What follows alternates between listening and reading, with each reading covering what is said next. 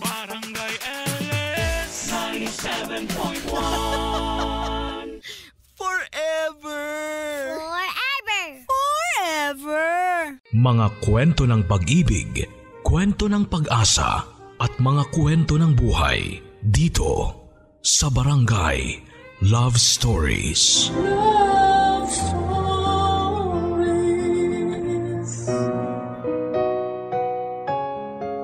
Hanggang kailan ka magiging ayos sa mga bagay na una pa lang ay hindi mo naman tanggap talaga? Hanggang kailan ka magtitiis at magsasabing ayos lang kahit alam mong nasasaktan ka na? Bakit mo nga ba sinasabing ayos lang kahit alam mong hindi naman talaga? Bakit nga ba sinasabi mong ayos lang kahit nasasaktan ka na? Minsan masasabi mo na lang na ayos lang, hindi dahil ayos lang talaga sa'yo kundi dahil ayaw mong mawala sa'yo ang isang tao. Tulad na lamang ng ating letter sender na si Jeka, miyembro ng LGBT. Bakit nga ba kailangan niyang sabihin lagi na ayos lang kahit na hindi naman ito ang kanyang totoong nararamdaman? Bakit nga ba siya pumapayag na maabuso kahit pwede namang siyang makawala dito? Pag-ibig nga ba ang dahilan para maging ayos ka lang sa mga bagay na dumurog na sayo? Alamin natin ang kwento ni Jeka sa mga kwento ng pag-ibig, buhay at pag-asa. Dito lamang sa nangungunang Barangay Love Stories. Dear Papa Dudut, ayos lang. Yan ang madalas kong sinasabi mula nang natuto akong magmahal. Ayos lang kahit sobrang sakit na. Kahit na hindi katanggap-tanggap. Martir na anong magagawa ko? Nahulog na ako ng totoo. Papa Dudut, ako nga pala si Jeka, miyembro ng LGBT.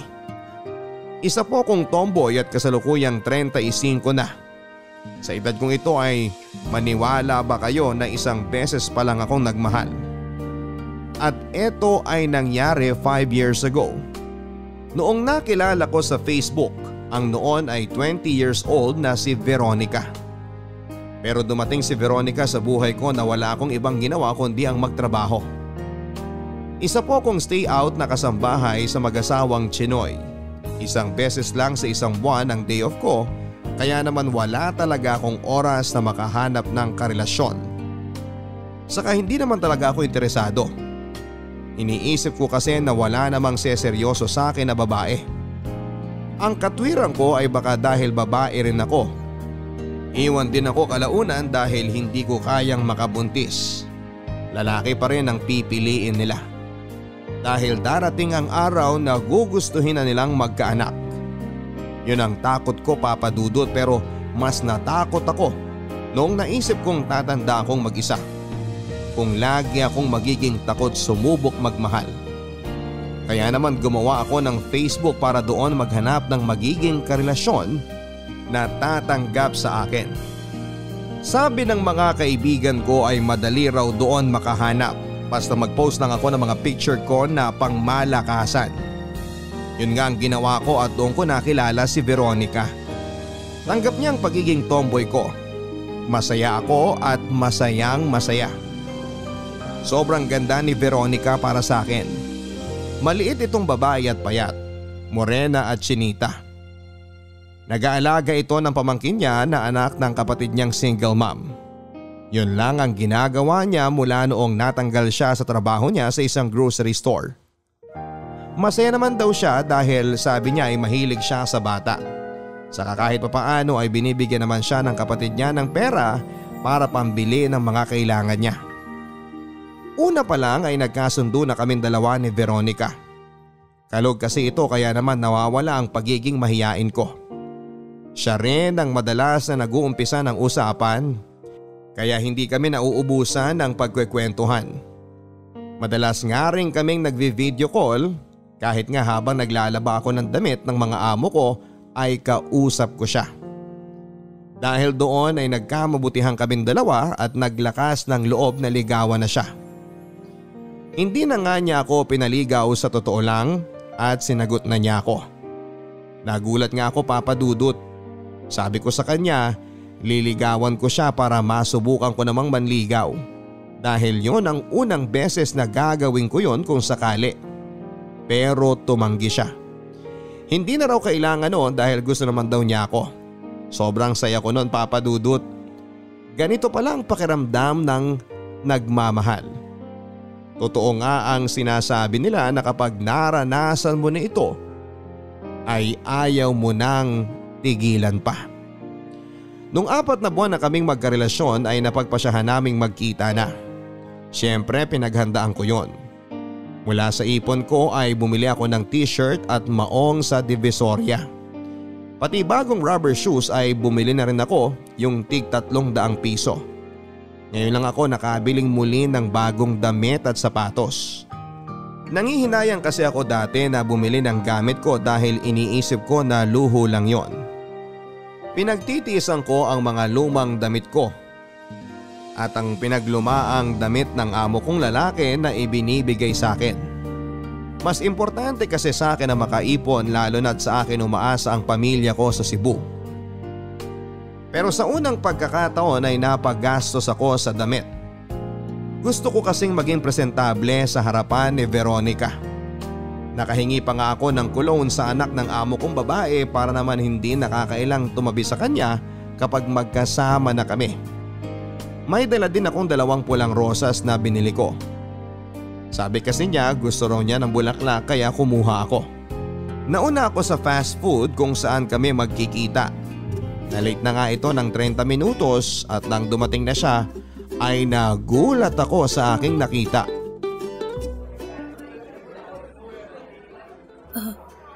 Veronica, ikaw ba yan?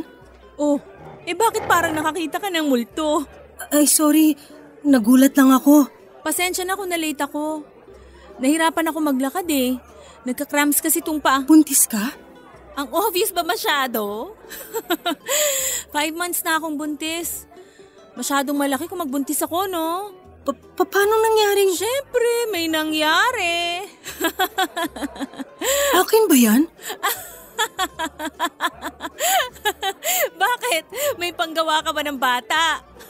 Makakabuo ba tayo? Parehas tayo ng ano? Hindi sa'yo to, no? Pero ako ang karelasyon mo, di ba? 6 na buwan na tayong magkakilala. Tapos 4 na buwan na tayong magkarelasyon pero 5 buwan na tayong nagkakamabutihan. Paano? Pinapasakit mo lalo pa ako sa math, compute na yan eh. Basta, buntis ako, period. Pero di ba Oo, magkarelasyon pa rin tayo, huwag ka mag-alala. Pero buntis ka na. Sa iba. Sa lalaki. Oo, ano ngayon? Napagsabay mo ba kami? Slight. Kasi naman akala ko di ako mapafall sa'yo. Akala ko etchos lang yung landian natin nung una sa Facebook. Hindi ko napansin. Lumalim na pala. Pero asan ang tatay ng anak mo? Actually, ako lang naman na may gusto doon. Nilasing ko para may mangyari sa amin. Sinadya ko magpabuntis para para wala na siyang choice kundi asawahin na lang ako. Di nag-work.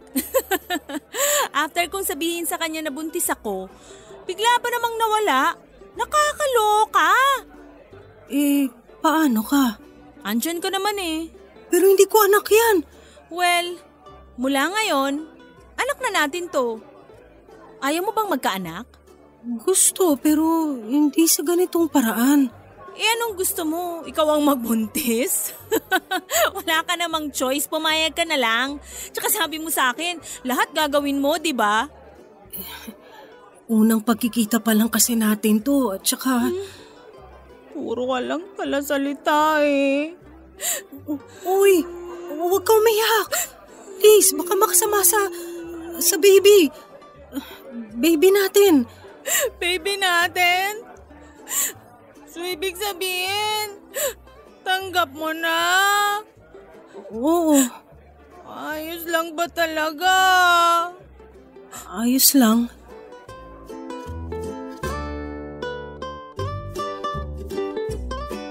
Naging instant tatay ako bigla sa magiging anak ni Veronica.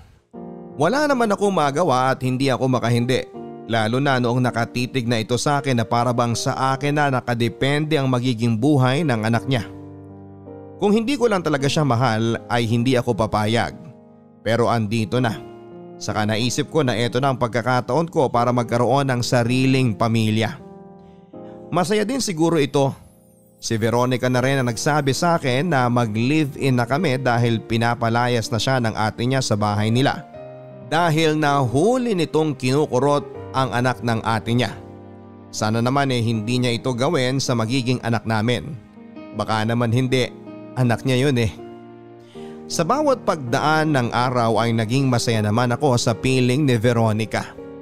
Napapatawa niya ako ng todo at napapasaya kahit na madalas ay para akong ginagawa nitong alila sa sarili kong bahay. Nasa bahay lang ito madalas at nagfe-Facebook. Dahil nga walang wifi ay humihingi ito ng pang-load sa akin sa pang-araw-araw para may pang-data. Sa ipon ko pa nang gagaling ang pinang-load niya dahil hindi naman arawan ang sahod ko sa mga amo ko. Sa gabi pagka-uwi ko ay madadatnang kong madumi at magulo ang bahay. Wala ring nalutong pagkain o kahit sana ay nakapagbukas man lang ng sardinas. Nakahilata pa rin siya sa kama at nagfe-Facebook. Hinayaan ko na lang at hindi ako umiimik pa. Ako pa rin pala ang gagawa ng mga gawaing bahay kahit nakikita niyang nag-aayos na ako ay hindi pa rin siya magkusang tumulong. Kapag nararamdaman niya ang pananahimik ko ay siya pa ang magagalit at sinasabing masama ang loob ko dahil hindi siya gumagalaw sa bahay. Ang rason niya lagi ay buntis siya at maselan ang pinagbubuntis niya. Pero madalas papadudot ay nahuhuli ko naman siyang nagsasayaw sa TikTok. Hindi ko na talaga alam ang paniniwalaan ko. Basta ang alam ko lang ay mahal ko siya at takot akong mawala siya sa buhay ko. Mabilis na lumipas ang buwan at ayon nanganak na nga si Veronica ng isang malusog na lalaking sanggol.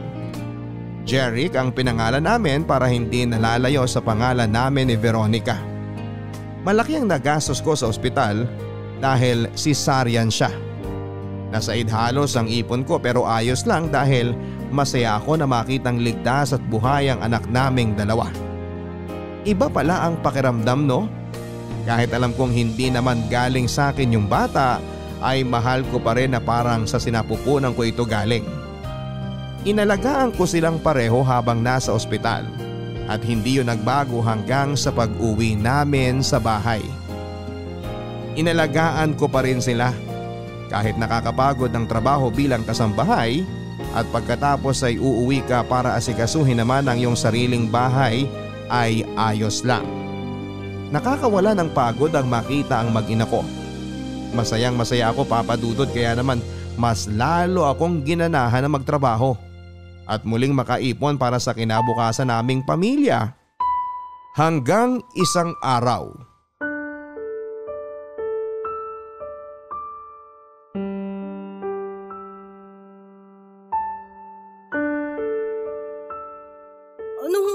Anong ibig mong sabihin nga alis ka? Iiwan mo ko? Iiwan ko kayo. Kami? Kami ni Baby Jeric? Bakit? Meron pa bang ibang pwedeng iwan dito bukod sa rice cooker na kinakalawang na?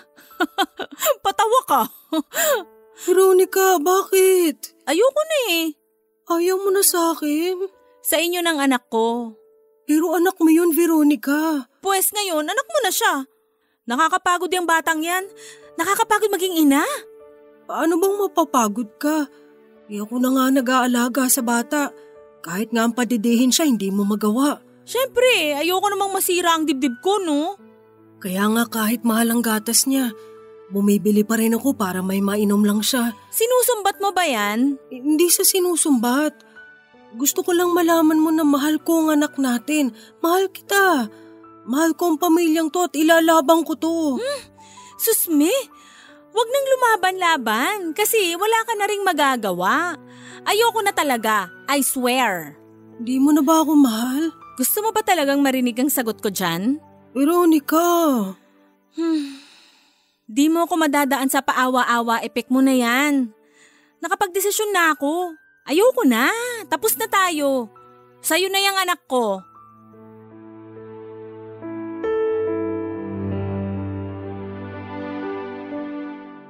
Tuluyan na ngang umalis si Veronica at iniwan kami. Iyak ako ng iyak noon habang kalong-kalong si Baby Jeric. Hindi ko alam ang gagawin ko noon. Nanginginig ako at sinabayan pa ng tila kurot sa aking dibdib sa tuwing babalikan ko ang mga salita ni Veronica sa akin. Ito ang unang beses na nakaramdam ako ng sakit na ganito. Parang nilulusaw nito ang utak ko at hindi ko alam ang gagawin ko. Basta ang alam ko lang noon ay kailangan kong buhayin ng mag-isa si Baby Jeric. Sa akin na siya. Ako na ang ina at ama niya. Papadudot, pinangako ko sa sarili ko na gagawin ko ang lahat para mabuhay ng maayos si Baby Jeric at pinangako ko rin sa sarili ko na ilalaan ko ang buhay ko para sa kanya. Wala na akong planong makipagrelasyon pa sa iba. Masyado akong dinurog ni Veronica. Ayoko na ulit makaramdam na magmahal tapos ay bigla kang iiwanan kapag hulog ka na. Ayoko na. Isang taong mahigit ang lumipas ay biglang bumalik si Veronica. Naalala ko pa ang araw na yon at isang umaga ng linggo, day off ko. Habang nagsasampay ako ng mga nilabang kong damit ni Baby Jeric ay biglang bumungad sa akin si Veronica. Nakangiti ito sa akin ng alanganin. Matagal kaming nagkatinginan bago ito dahang-dahang lumapit sa akin. Hindi ko alam ang gagawin ko noon.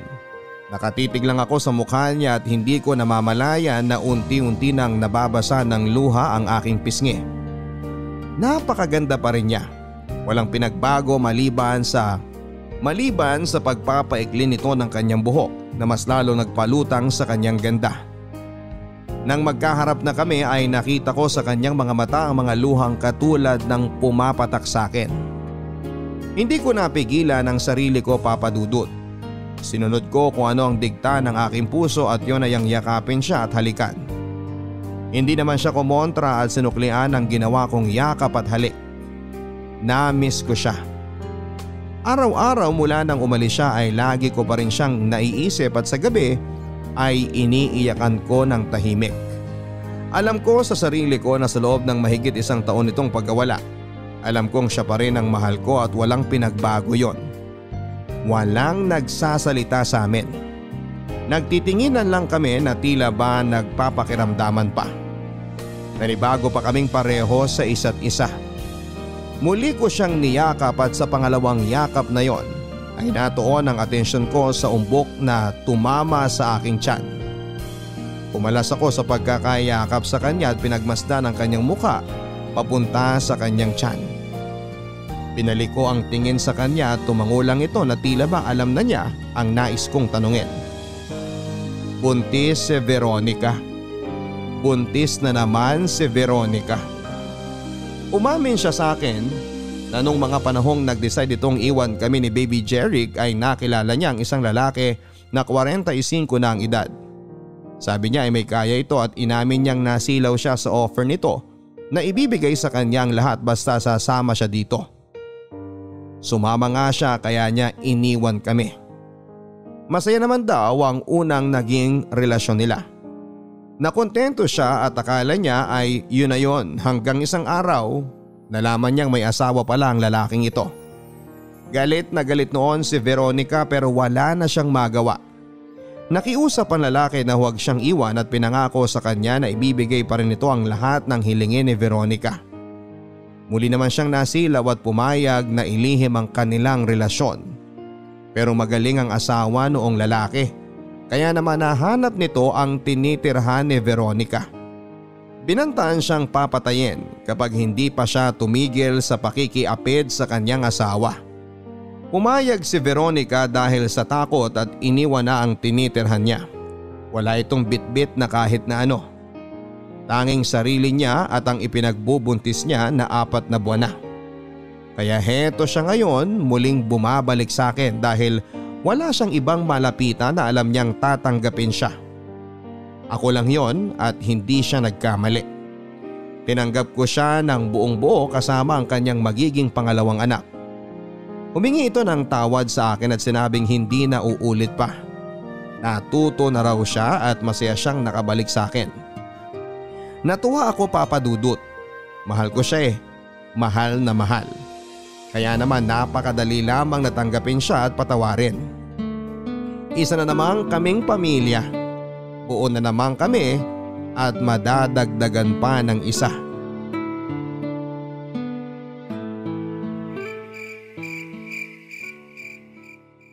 Oh, bakit di ka pa matulog?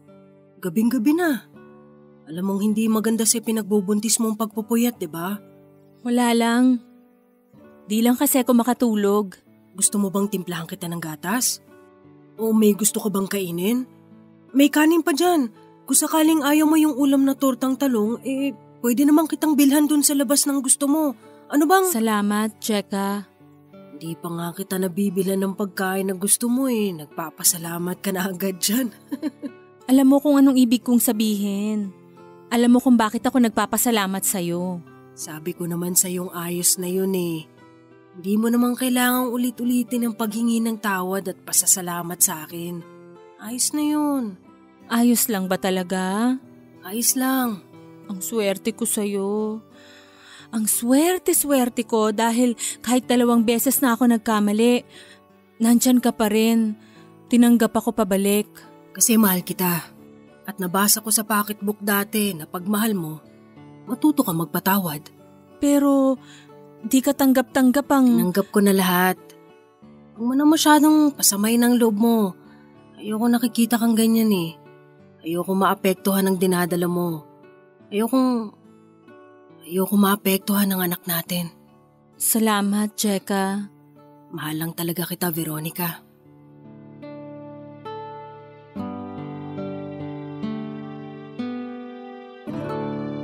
Nakita ko ang pagbabago kay Veronica. Kung dati noong ipinagbubuntis pa niya si Baby Jeric ay hindi ito halos gumagalaw at tumutulong sa bahay, pero ngayon ay siya na ang gumagawa ng karamihan ng gawaing bahay. Maliban sa paglalaba dahil sabi ko ako na ang gagawa noon. Naging masaya kaming pareho sa pagsasama namin. Mas lalo ko tuloy siyang minahal ngayon, Papa Dudut, dahil sa nakita kong pagbabago sa kanya. Naisip kong tamang-tama talaga ang desisyon kong tanggapin siyang muli sa buhay ko. Lumipas pa ang mga buwan at isinilang niya ang kanyang ikalawang anak, o mas magandang sabihing ikalawa naming anak. Babae naman ito, kaya naman natuwa kaming pareho dahil meron na kaming lalaki, meron na rin kaming babae. Pinangalanan namin siyang Gina. Ito raw dapat kasi ang ipapangalan kay Veronica noong pinanganak siya. Pero naudlot lang, kaya ngayon ay ipapasa na niya sa kanyang unang anak na babae. Masayang masaya kami noon dahil pakiramdam namin ay kompleto na ang pamilyang matagal naming pinapangarap, lalo na ako. Mas ginanahan ako magtrabaho para sa kanila. Tumanggap na rin ako ng ibang sideline tulad ng pagbebenta ng biko at mani sa mga kapitbahay namin. Kailangan din kasi namin ng dagdag na kita dahil alam namin na talagang mas malaki na ang gastos ngayong 2 na ang anak namin. Si Veronica naman ay nagkusang maghanap ng trabaho at natanggap ito bilang tagaluto ng pagkain ng mga construction worker malapit sa amin. Tuwang-tuwa nga itong ibinalita sa akin na natanggap siya at sinabi niya na tutulungan niya akong mag-ipon para makalipat na kami sa mas malaking mauupahan. Dahil para na kaming sardinas na nagsisiksikan. Ang daming plano ni Veronica. Natuwa ako dahil lahat ng iyon ay para sa aming pamilya niya, pero nagkamali ako. Masyado akong natuwa na hindi ko naisip na posible palang maudlot ang mga ito. Lumipas ang halos 2 taon at tuloy-tuloy pa rin sa trabaho niya sa construction itong si Veronica. Gabi na rin halos itong umuuwi at madalas ay pagod na. Maaga din siyang umaalis ng bahay. Awang-awa nga ako sa kanya, kaya sabi ko kung hindi na niya kaya mag-resign na siya. Ako na lang ang gagawa ng paraan para madagdagan ang kinikita ko, pero laking gulat ko nang sigawan niya ako. Wala naman akong masamang sinabi pero minasama niya yon. Huwag daw ako makialam sa buhay niya. Tumahimik na lamang ako. Inisip ko na lang na baka pagod lang talaga ito sa trabaho kaya niya ako nasigawan. Normal lang naman yon. Akala ko isang beses lang mangyayari yon pero nagkamali ako.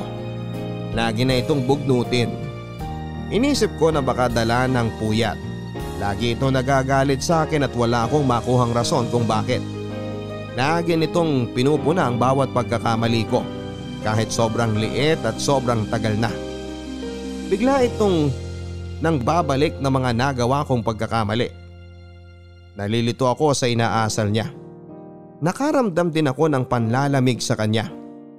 Halos hindi na nga ako nito matingnan. Kapag kumakain na kami ay nakayuko lang ito madalas at hindi tumitingin sa akin. Kapag tinatanong ko kung may problema siya ay magagalit ito at kapag nagpumilit pa akong alamin kung bakit siya ganon ay bigla nitong ibabato sa akin ang plato na may kanin at saka ako nito mumurahin. Ilang beses nangyari ito papadudot at hindi ko alam kung bakit hanggang isang araw nagkaroon ng linaw ang lahat.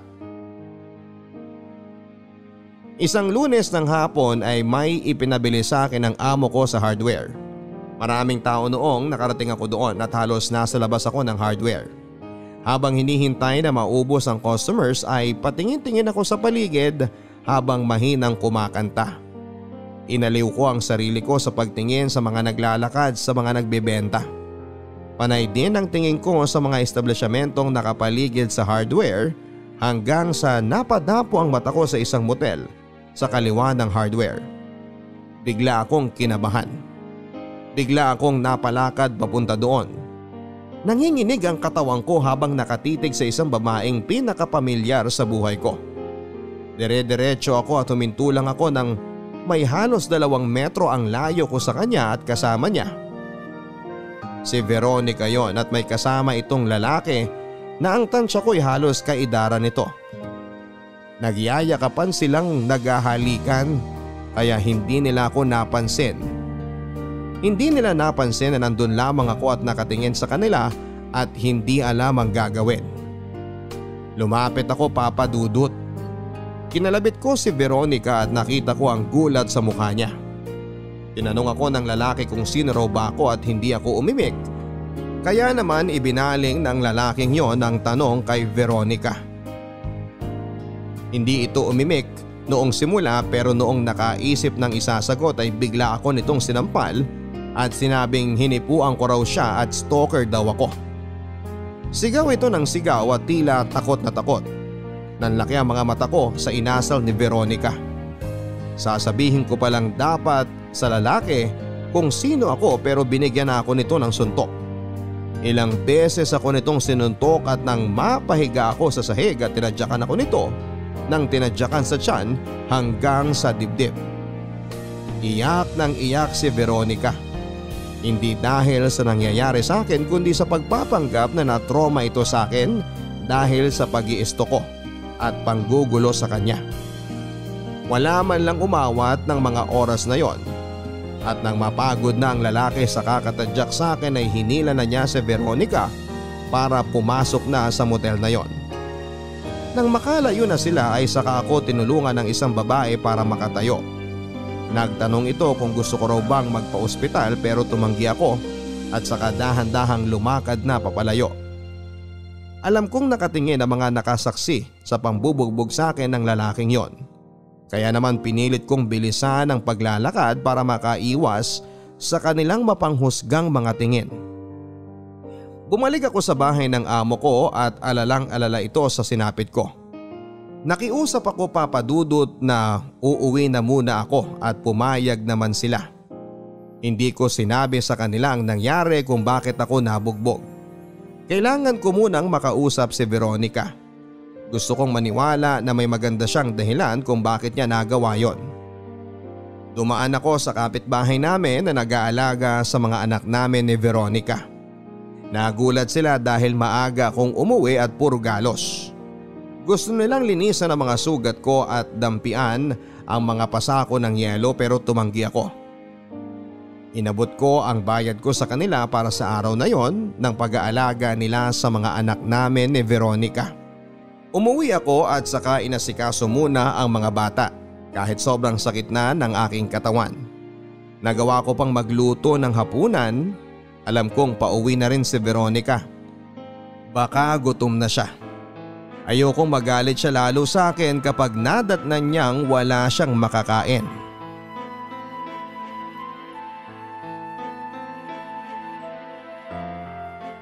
Veronica, Mag-usap nga tayo. teka, kumain ka na ba? Ito, ginisa ko yung sardinas. Kunti lang ang kanin pero kung kulang sa'yo yan, bibili ako sa labas. Maupo ka! Mag-usap tayo! Tungkol ba to dun sa kanina? Oo! Bakit ka ba nandun? Sinusundan mo ba ako, ha? Hindi totoo yan. May pinabili lang ang... Sinungaling! Isang beses pa nagawin mo yan sa akin, di lang yan ang aabutin mo. Veronica, sino ba yung... Sino ba yung kasama ko? Boyfriend ko? May angal ka?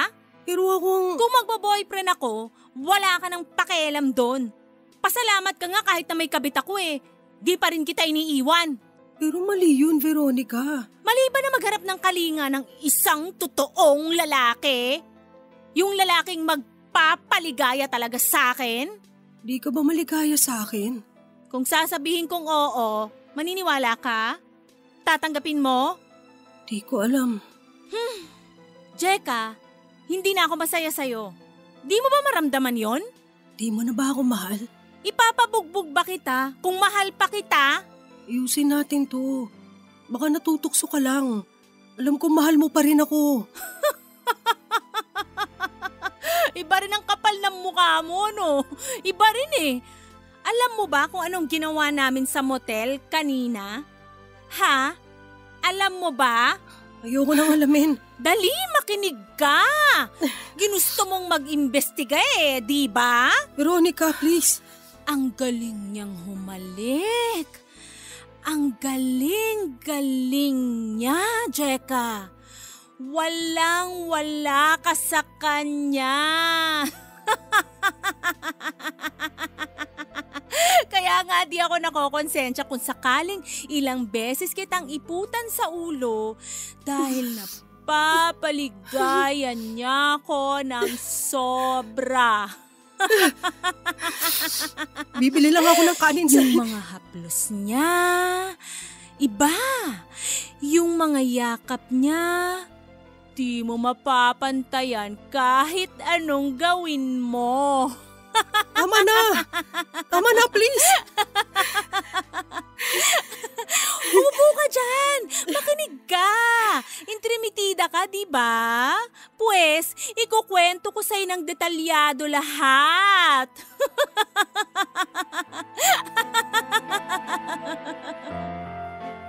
Pinilit niya akong paupuin habang kinikwento kung paano siya pinaligayan ng lalaking yon habang nasa motel sila.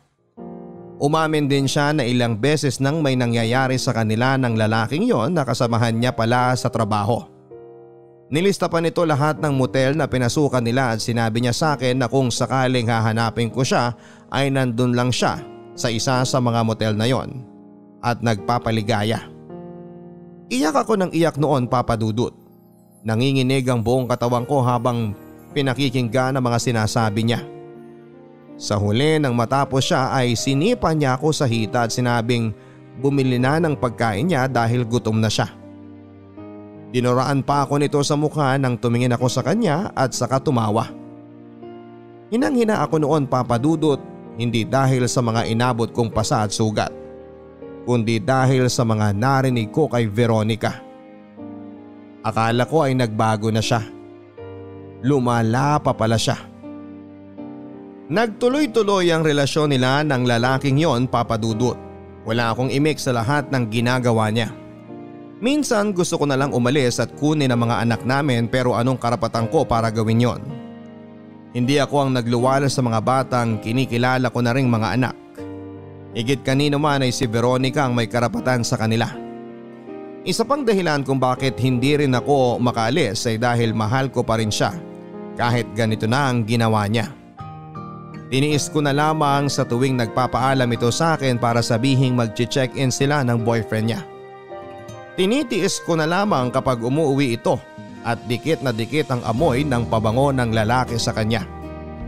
Tinitiis ko na lamang habang pinaparamdam nito sa akin na masayang masaya siya sa bago niya at wala na akong puwang sa buhay niya. Tinitiis ko na lamang lahat lalo na kapag inuuwi niya ang lalaki doon at doon pa mismo natutulog.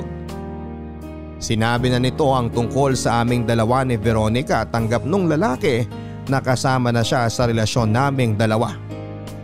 Hindi man lang nagsorry sa akin yung lalaki noong malaman niya na ang tomboy na binugbog niya ay ang totoong karelasyon ng girlfriend niya. Kapag andun nga ang lalaki ay sila ang magkatabi sa kama habang kami naman ng mga anak namin ni Veronica ay sa sahig natutulog. Awang-awa ako sa mga bata dahil ang ginagawa ko na lamang na panabla sa lamig ng sementong sahig ay tuwalya pero hindi yun sapat.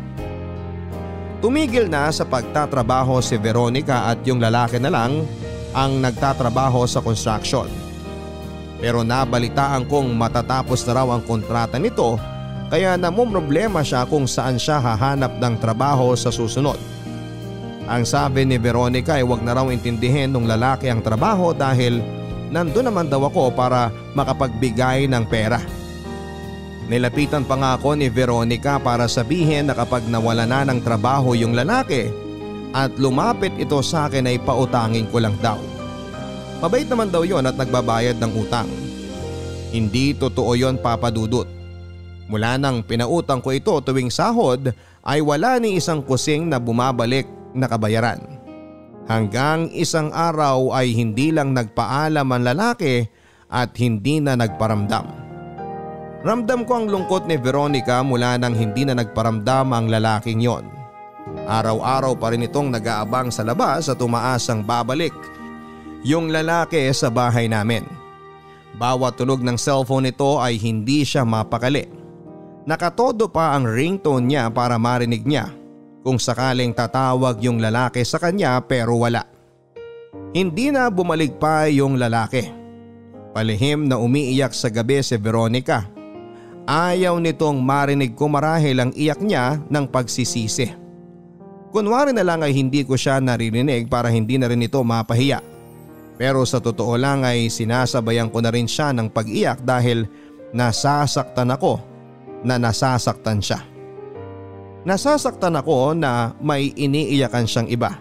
Samantalang ando naman ako. Ando naman ako na mahal siya at hindi siya paiiyakin kahit kailan. Pero parang hindi niya ako makita.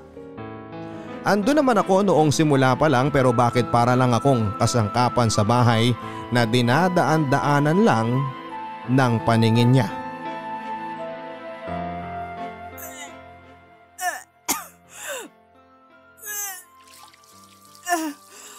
Veronica? Huwag mo hawakan! Ayos ka lang?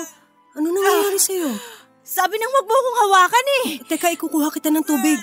Baka napasama lang ang sikmura mo dahil sa kinain mong isda kanina. Ano ba, Jacob? Bakit ba ang pakiramera mo? Concern lang naman ako sa'yo eh. Sandali, kukunan lang kita ng bimpo. Ano ba? Mukhang yung kinain mong isda yan eh. O baka yung tubig natin. Kasi medyo ibang lasa eh. Sa iba kasi ako bumili. O kaya baka… Tanga ka ba? Ganyan ka ba talaga katanga? Veronica… Nagsusuka ako dito pero ang iniisip mo dahil sa kinain kong isda? Dahil sa tubig? Talaga bang tanga ka at di mo alam kung anong nangyayari sa akin? Hindi ko… Buntis ako! Buntis ako! Huh? Veronica? At kasalanan mo to! Ikaw may kasalanan dito! Ikaw ang dapat sisihin! Ikaw! Bakit ako? Eh kung lalaki ka lang sana, kung sana nakakabuntis ka, eh di sana di na ako naghahanap ng iba pang lalaki dyan. Inutil ka kasi. Hindi ka kasi lalaki. Anong mapapala ako sa'yo? Sabihin mo nga. Pero kaya naman kitang mahalin higit sa may bibigay ng mga lalaking pinili mong makasama eh. Di mo kayang higitan ng pagmamahal ng isang lalaki. Di mo alam kung paano magmahal ang isang lalaki. Kaya huwag kang magsalita dyan na akala mo napakadakila ng pagmamahal mo. Huwag kang magsalita dyan na akala mo… Veronica!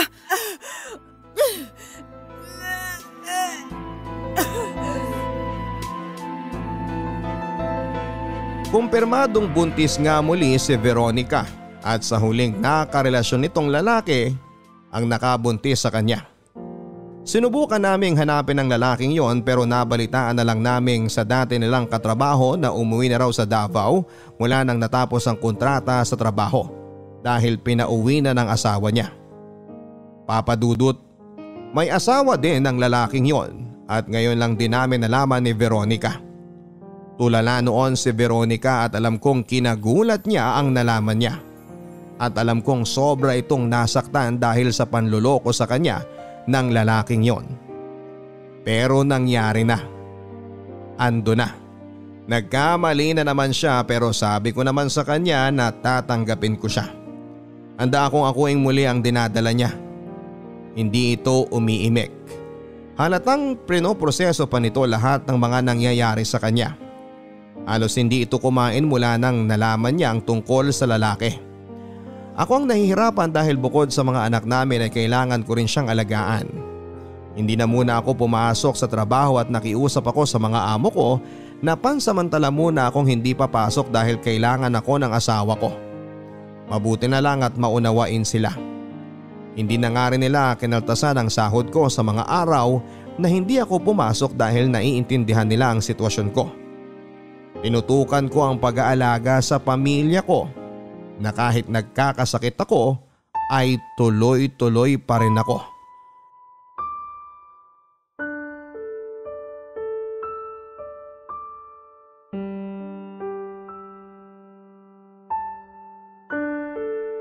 Anong ulam? Saglit lang Veronica ha, timplahan ko lang ng gatas si Gina. Ano ba naman yan, Jeka? Anong oras na? Gutom na ako. Sorry. Medyo nagka-problema lang kasi kanina sa mga bata kaya… Huwag ka na magrason. Magluto ka na lang.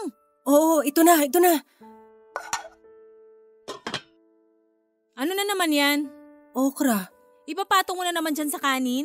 Oo, para maluto. Alam ko. Ilang araw na nating ulam yan Puro okra, kung di okra, sardinas. Medyo gipit lang kasi, alam mo namang… Magrarason pa kasi. Sinasabi ko lang naman… Humanap ka ng karne, ayoko ng okra. O teka, magpapalit lang ako. Ngayon na! Oh, anong iniiyak-iyak mo dyan ha? Inaano ka? Pagod na ako. Pagod na ako, Veronica. Pagod na talaga ako. Kaya ka nag-iinarte dyan? Kala ko ba lalaki ka? Kaya bakit nga ngawa-ngawa ka dyan? Pagod na akong ginaganito mo na lang lagi. Binapastos. Natrato na parang aso. Pagod na ako. Hindi ko na kaya. O edi sumuko ka na. Iwan mo na ako. Umalis ka na. Sana nga ganun kadali. Sana isang sabi mo lang, umalis na ako. Susunod ako Pero hindi. Hindi yun, parang pag inutusan mo lang ako ng mag-igib o bumili ng pagkain sa madaling araw. Madali lang gawin yung mga yun. Kaya kong gawin yun. Pero hindi ko kayang gawin Hindi ko kayang gawing iwan ka. Kahit sabihin mong umalis na ako, kahit sabihin mong iwan na kita, hindi ko kaya.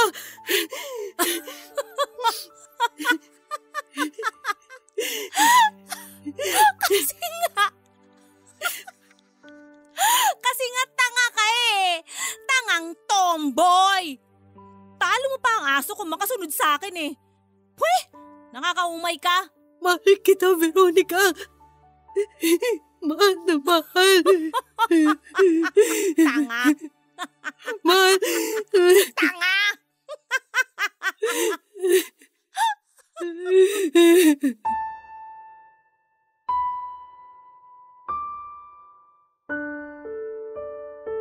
Nagkaiyakan kami noon ni Veronica. Nagkayakapan at humingi ng tawad sa isa't isa. Papadudot natapos ang gabing yon nang magkasundo kami na iwan sa nakaraan ng mga nagawa naming pagkakamali sa isa't isa. Nangako ito sa akin na hindi na ito uulit sa mga ginawa niyang pagkakamali dati. Nangako ito sa akin na ibibigay nito ang respetong matagal ko nang hinihintay na ibigay niya. Naniwala ako sa kanya at patuloy akong maniniwala. Ganon naman siguro, Papa Dudut, kapag nagmamahal ka, hindi ba? Magtitiwala ka. Maniniwala ka. Hindi mo siya susukuan kasi naniniwala ka na andun pa rin sa loob niya yung taong minahal mo noong simula. Naniniwala ka na hindi naman yon nawala at nandyan lang yon. Kailangan mo lang hanapin sa kanya. Nagtatago lang ito pero hindi ibig sabihin ay hindi ito magpapakita pa sa'yo. Naging maayos muli si Veronica sa akin. Gusto nitong panindigan ang pagbabago niya at pangako niya sa akin na hindi na ito magkakamaling pumatol muli sa ibang lalaki. Nadala na raw siya sa mga nangyari sa kanya sa nakaraan at hindi na niya hahayaang pang maulit ito. Alam na raw niya na ako ang taong dapat na kapiling niya at papadudot. Sa totoo lang ay lumaki ang puso ko sa mga sinabi niyang yon. May pinuntahan ng pagtitiis, pagpapatawad at pagtanggap ko sa kanya sa mahabang panahon. Ngayon ay makakapamuhay na kami ng maayos. Habang buntis si Veronica ay pinapirmi ko siya sa bahay lalo na't masela na ang kanyang kalagayan. Ayon na rin sa doktor. Masama ang loob ni Veronica dahil gusto nitong makatulong sa akin sa paghahanap buhay lalo't lumalaki na rin ang dalawang anak namin. Kaya naman sinabi ko na mag-online selling na lamang siya at ako nang bahala sa pagdi-deliver sa day off ko. Masaya naman ako dahil hindi ito tamad at makasarili tulad ng dati. Alam kong nagbago na siya dahil lahat ng kinikita nito ay nilalagay niya sa garapon para sa gastusin sa panganganak at ibang bagay. Masaya ako, Papa Dudut. Masayang masaya. Ganito pala ang pakiramdam na may katuwang ka sa buhay. Sa paglipas ng ilang buwan ay nanganak na nga si Veronica. Isang lalaking sanggol na pinangalanan niyang Jack, kasunod ng pangalan ko. Si Veronica ang may nais nito para daw mas maramdaman ko na ako ang tatay ng ikatlo niyang anak. Natuwa ako, Papa Dudut, at sa wakas ay totoong pamilya na kami. Mas lalo akong ginanahan sa pagtatrabaho at tumanggap pa ako ng ibang sideline sa madaling araw para lamang maging sapat ang perang papasok sa amin, Papa Dudut. Lalo na't naging sakitin si Baby Jack. Labas-masok ito sa ospital at halos doon napunta ang mga inipon namin ng ilang buwan. Nagkanda utang-utang pa nga ako sa boss ko at alam kong hindi ko yon basta-basta mababayaran, kaya naman bilang utang na loob na lang at pasasalamat ay nagdagdag ako ng oras ng pagtatrabaho sa kanila para hindi sila manawa sa pagtulong sa amin. Pagod na ako, Papa Dudut, para itaguyod ang pamilya ko. Pero sa tuwing umuuwi ako at nakikita ko ang mag-iina ko, napapawi naman lahat ng pagod at ang hirap ko. Napapangiti ako. Ang sarap maging ama kahit sa mga hindi mo mismo kadugo talaga. Sa pagdaan ng maraming araw, linggo at buwan ay walang naging problema sa tahanan namin ni Veronica. Sa awa ng Diyos ay nalampasan namin ang problemang kinakaharap namin sa aming bunsong anak. Naging payapa na muli ang lahat at unti-unting naibalik sa ayos. Maliban sa isang bagay. Ang tiwala ko kay Veronica. Papa Dudut, aaminin ko na kahit sinabi ko nang pinatawad ko na sa lahat si Veronica sa kanyang mga nagawang kasalanan, ay hindi ko pa rin makalimutan ang lahat. Maraming beses na bigla ko na lamang maaalala lahat ng kanyang ginawa mula noong simula. Mula noong unang beses niya akong niloko. Lahat-lahat ay bumabalik kahit na hindi ko gustuhin. Kahit habang naguhugas ako ng plato ay bigla kong maaalala na minsan ay iniputan ako nito sa ulo. Naaalala ko ang mga panahong nagpakatanga ako sa pagtanggap sa bawat pagkakamali niya. Kapag napapapikit ako ay nararamdaman ko pa rin ang mga pasang minsan ay tinamo ko noong panahong pinabugbog ako nito sa kanyang kalaguyo. Napapaluha na lamang ako habang paulit-ulit kong naririnig ang mga sinasabi nito dati na wala akong kwenta.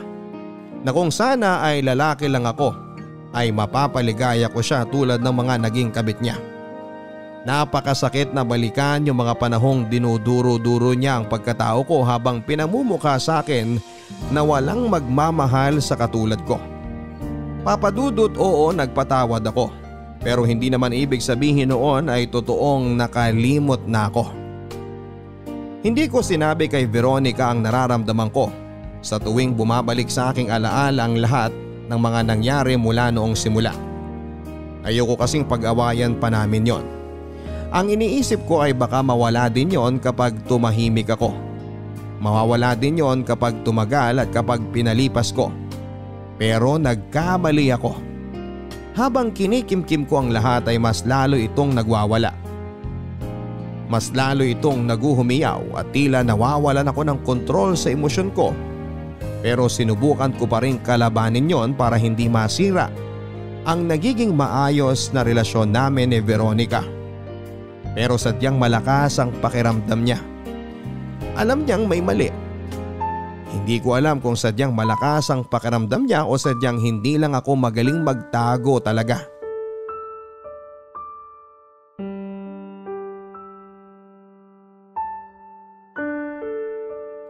May problema ba? Ha? Kanina pa ako kwento ng kwento rito, parang wala kang naririnig eh. Nakikinig ako. Anong sinabi ko? Yung sa vitamins ni na Baby Jack? Kahapon pa natin usapan yon. Hindi ba natin pinag-usapan ulit ngayon? Sinasabi ko kanina pa na kinukuha tayong magninang ng ate ko sa bunso niya. Kako itatanong ko muna sa'yo kung papayag ka. Bakit hindi na lang ikaw ang magdesisyon? Siyempre dapat kasali ka sa pagdedesisyon. Tayong dalawa ang kasali rito di lang naman ako. Ikaw na sana ang nagdesisyon. Hindi mo na kailangang hintayin pa ako. Kailangan siyempre, ikaw ang… Nakakapagtaka na biglang gusto mong tanungin ang desisyon ko sa bagay na yan. Samantalang dati, sanay ka na gawin lahat ng gusto mo kahit ayoko. Jeka, ano bang… O di ba tama naman? Ikaw lagi nagdedesisyon sa kung anong gusto mo. Kahit alam mo masasaktan ako, sige, gagawin mo lang. Hindi mo na pinag-iisipan pa kung ayos lang ba ako sa ginagawa mo. Teka! Jeka, ayos lang ba kung nabuntis ako ng iba? Jeka, ayos lang ba kung ikaw na lang ang maging tatay ng mga anak ko? Jeka, ayos lang ba kung patatawarin mo na ako? Jeka! Bakit? Bakit ngayon bigla mo binabalik sa akin lahat ng pagkakamali ko? Akala ko ba napatawad mo na ako? Akala ko ba tanggap mo na? Akala ko rin Akala ko ayos lang sa akin pero hindi pala. Masyado ako maaga nagpatawad. Masyadong hilaw ang lahat. Kaya ngayon ito, nung nahinog na lahat saka ko naramdaman yung galit. Sana pala, di na ako umasang totoo lahat ng pagpapatawad at pagtanggap mo. Wow! At parang ako pa ang mali rito. Sino ba gumawa ng lahat ng to? Di ba ikaw?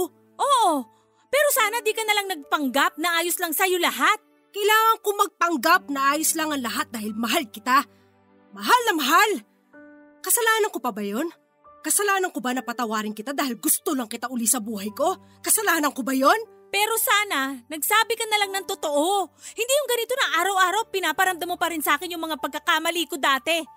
Pinagsisisihan ko na yon, baka naman pwedeng talikuran na natin. Mag-move on na tayo, please. Ang dali lang kasi sa'yo, palibasa, ikaw yung nakagawa ng kasalanan. Hindi mo nararanasan yung nararamdaman ko na araw-araw na lang kinakain ng inis at galit dahil sa ginawa mo. Ang kati-kati mo kasi, Veronica. Sobrang kati mo, hindi ka mapirmis sa isang tao. Wala kang karapatang pagsabihan ako ng ganyan. Wala! Ang kapal ng mukha mo!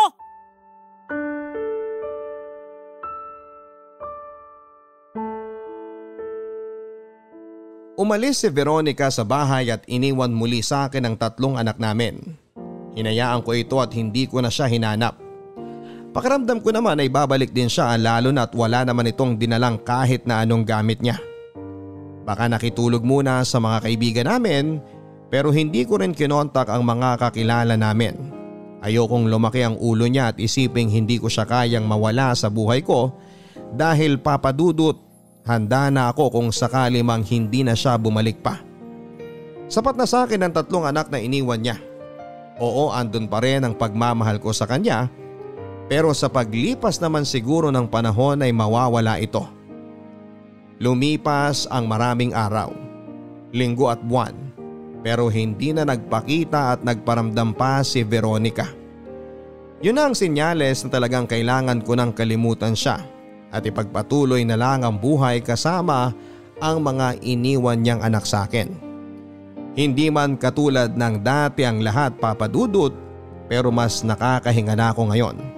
Sapat na sa akin ang mga anak ko na lamang ang kasama ko at minamahal. Alam ko sa kanila pa lang ay kaya ko nang ibuhos lahat ng pagmamahal na meron sa aking puso. Hanggang isang araw makalipas ang 7 buwan ay muling nagpakita si Veronica sa akin. Namumuhi ako habang pinagmamasdang siyang naglalakad papunta sa bahay. Namumuhi ako habang inaalala na ganito rin ang eksena niya noong mga panahong iniwan ako nito para sa ibang lalaki at bumabalik para tanggapin ko. Ganitong ganito yon at walang pinagbago.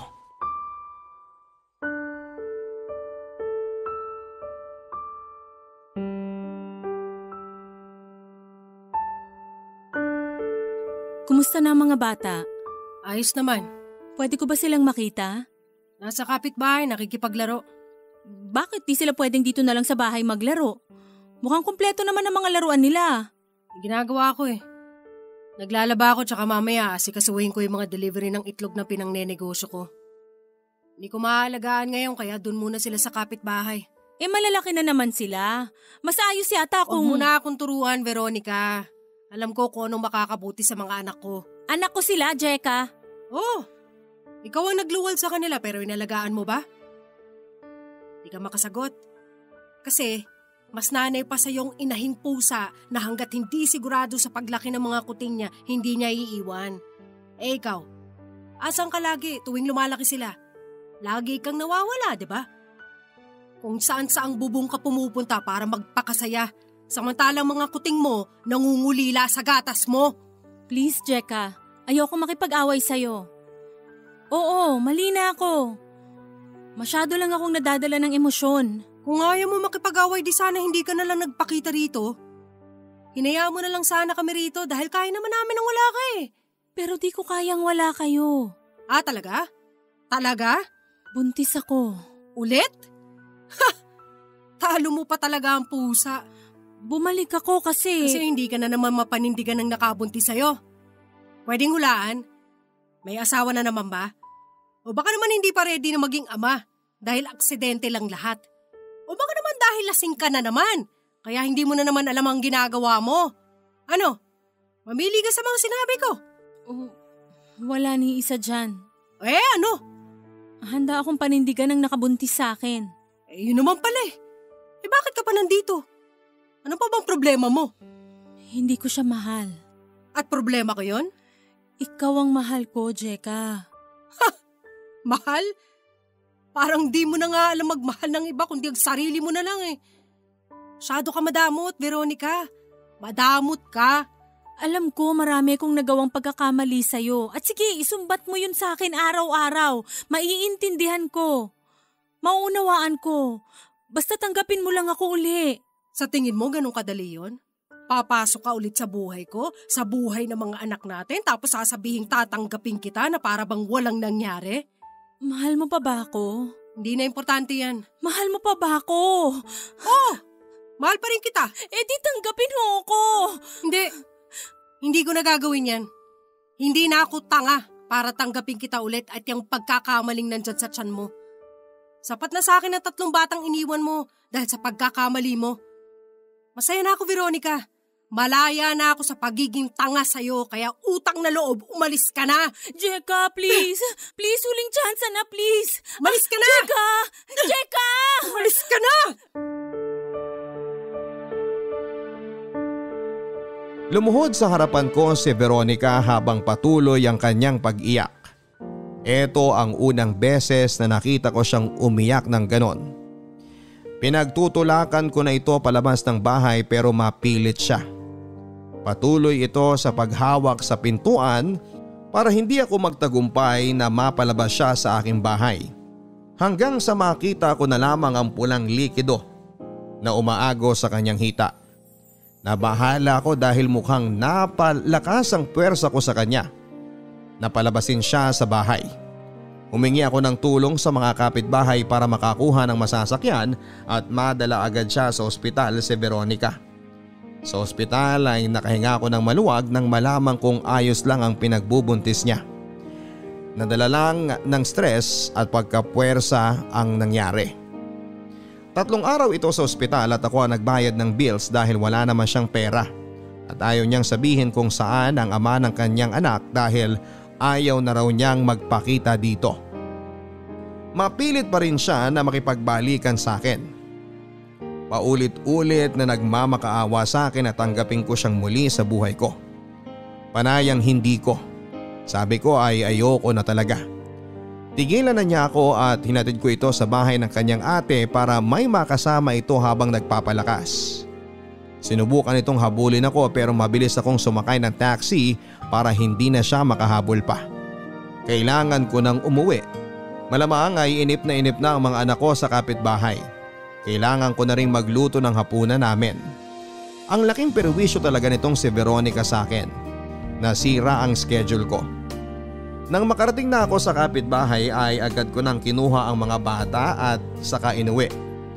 Nagsimula na rin ako magluto ng mabilisang ulam para makakain na at maaga pa akong papasok sa trabaho kinabukasan. Pagod na rin ako Mabuti na lang at hindi mapili sa pagkain ng mga anak ko. At sa akin sila lumaking ganito. Kung kay Veronica, ewan ko na lang. Nang sumapit na ang oras ng pagtulog ay isa-isa ko silang hiniga para makapagpahinga na.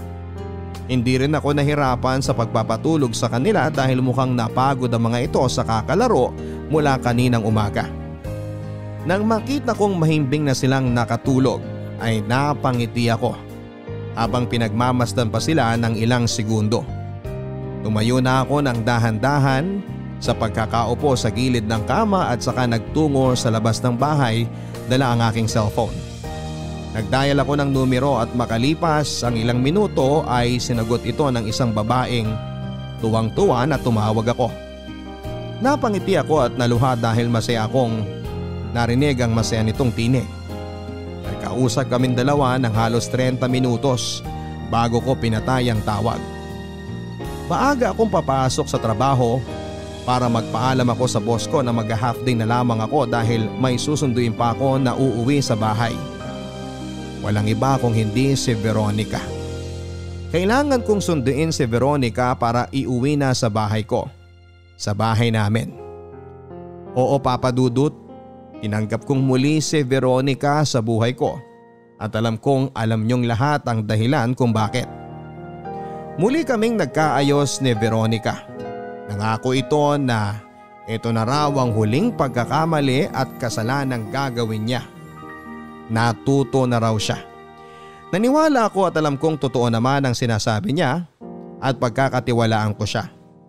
Sa ngayon, Papa Dudut, ay nakabalik na siya sa bahay at unti-unti na naming inaayos ang gusot sa aming relasyon. Oo, naalala ko pa rin ang mga nagawa nitong kasalanan dati.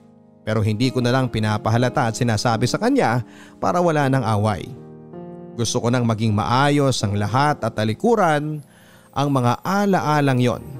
Handa na ako sa bagong simula kasama si Veronica at ang mga anak namin na ilang buwan na lang ang kailangang hintayin at muli na naman kaming madadagdagan pa ng isa pang anghel na magpapasaya sa aming tahanan. Maraming salamat, Papa Dudut, sa pagbasa ng aking liham. Ang inyong kabarangay forever, Jeka. Mga kwento ng pag-ibig, kwento ng pag-asa at mga kwento ng buhay dito sa Barangay Love Stories. Love